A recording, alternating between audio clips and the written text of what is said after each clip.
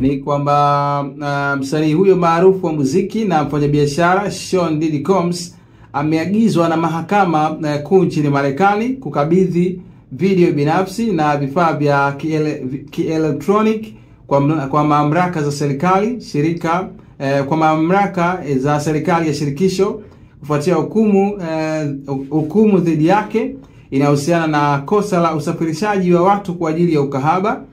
Na kwa mujibu wa taarifa rasmi, vifaa hivyo vinavyojumuisha simu za mkononi, kompyuta mpakato, hard drives pamoja na nakala za video maarufu zinazojulikana kama Ibiza tapes ambazo zinahusishwa na matukio ya ngono yaliyofanywa katika hafla binafsi za Diddy maarufu kama freak offs.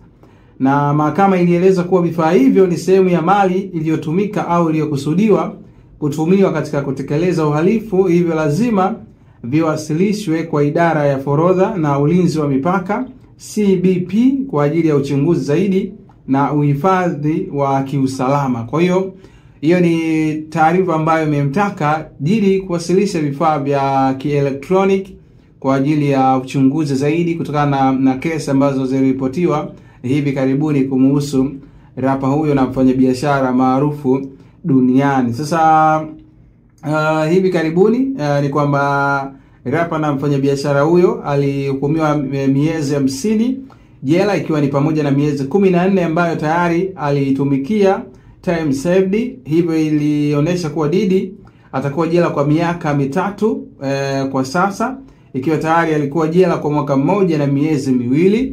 Na ukiachilia mbali hilo, pia Diddy amepigwa faini ya dola $500,000 sawa na kiasi cha bilioni 1.2. na Diddy alikutwa na hatia katika makosa mawili yanayohusiana na ukahaba, ikiwemo kusafirisha binadamu kwa ajili ya ukahaba. Kwa hiyo ni issue ambayo imeripotiwa na imechukua nafasi kubwa sana leo kuhusiana na rapa huyo na mfanyabiashara. Kwa hiyo yeye mwenyewe pia aliomba kuhamishwa gereza hivi karibuni, lakini mamlaka zikamwambia hicho kitu hakiwezekani. Kwa hiyo lazima afuate utaratibu na maisha mengine yaweze kuendelea.